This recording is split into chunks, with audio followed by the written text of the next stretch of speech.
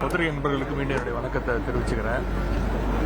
இன்னைக்கு தமிழ்நாடு சட்டப்பேரவையில் திருத்திய நிதிநிலை அறிக்கையை இந்த அரசு தாக்கல் செஞ்சிருக்கு. முழுமையாக பார்க்கும்போது இந்த பட்ஜெட் எப்படி இருக்குன்னா, இந்த அரசு அமைஞ்சு கிட்டத்தட்ட 100 நாட்கள் ஆயிடுச்சு.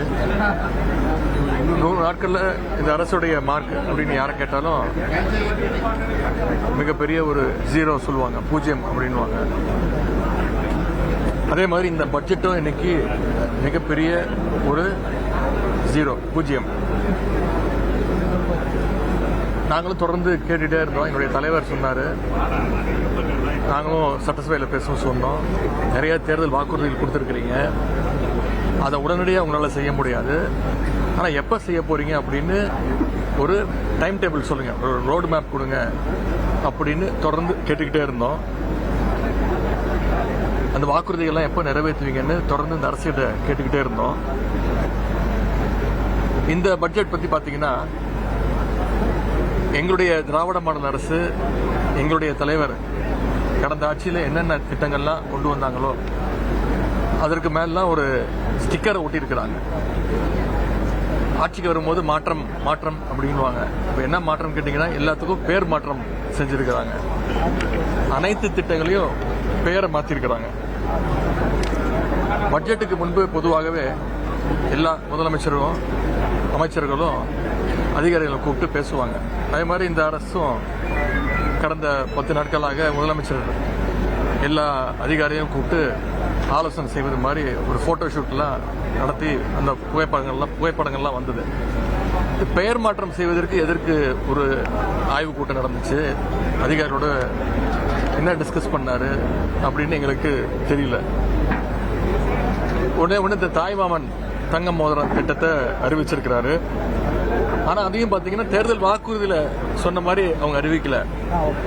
தேர்தல் பிரச்சாரத்தின் போது ஒரு வாக்குறுதி என்ன சொன்னார்னா, தமிழ்நாட்டில் பிறக்கக்கூடிய அனைத்து குழந்தைங்களுக்கும் அந்த தங்க மோதிர திட்டம், தாய்மாமன் தங்க மோதிர திட்டம் அப்படின்னு சொன்னாரு. ஆனா இன்னைக்கு பட்ஜெட்ல அரசு மருத்துவமனையில பிறக்கக்கூடிய குழந்தைங்களுக்கு மட்டும்தான் இந்த திட்டம் அப்படின்னு அறிவிச்சிருக்கிறாங்க. கொடுத்த வாக்குறுதிகளை நிறைவேற்றுற மாதிரி பட்ஜெட்ல எந்த திட்டமும் எந்த அறிவிப்பும் இல்லை. அனைத்து திட்டங்களும் எங்களுடைய தலைவர் திராவிட மாடல் ஆட்சியில் எங்களுடைய தலைவர் திரு முத்துவேல் கருணாநிதி ஸ்டாலின் அவர்கள் அறிவிச்ச செயல்படுத்திய திட்டங்களை தான் இன்னைக்கு பேரை மாத்திருக்கிறாங்க. இதுல இன்னொரு சிறப்பு, இந்த அரசுக்கு நன்றி சொல்லணும். என்னன்னா, ஒவ்வொரு துறையை பத்தி பேசும்போது நிதியமைச்சர் பேசும்போதும் ஒரு குறிப்பிட்டு பேசுறாரு. பட்ஜெட்ல இடம்பெற்றிருக்கு, இந்தியாவிலேயே நம்முடைய தமிழ்நாடு முன்னணி மாநிலமா இருக்கு அப்படின்னு ரொம்ப மகிழ்ச்சியா பெருமையோட சொல்றாரு. திராவிட முன்னேற்ற கழகத்துடைய சாதனைகள் எல்லாம் இப்போவாச்சும் ஒத்துக்கிட்டாரு அப்படிங்கிறதுக்கு நாங்கள் எங்களுடைய நன்றியை இந்த அரசுக்கு, நிதியமைச்சருக்கும் முதலமைச்சருக்கும் தெரிவிச்சுக்கிறோம்.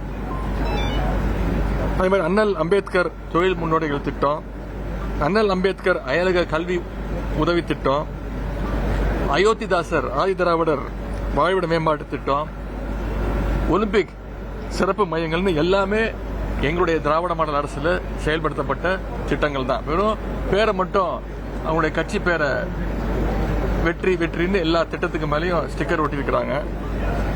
அன்பு சோலைன்னு நாங்கள் கொண்டு வந்த திட்டத்துக்கு அது பேரை மாற்றி இன்னைக்கு முதியோர் பொழுதுபோக்கு மையங்கள்னு பேரை மாற்றிருக்கிறாங்க. நாங்கள் எங்களுடைய தலைவர் ஆட்சியில் கொடுக்கப்பட்ட லேப்டாப் திட்டம் உங்களுக்கு தெரியும், உலகம் உங்கள் கையில் அப்படின்னு அந்த திட்டத்துக்கு எங்கள் தலைவர் பேர் வச்சு கடந்த ஆண்டு 20,000 லேப்டாப் கொடுத்தோம். 20 லட்சம் அறிவிச்சோம், 10 லட்சம் மாணவர்களுக்கு கொடுத்தோம்.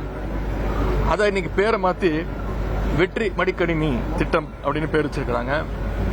கலைஞர் கனவு இல்ல திட்டம், அதோட பேரை மாத்தி வெற்றி வீடு திட்டம் அப்படின்னு பேரை மாத்தி வச்சிருக்கிறாங்க.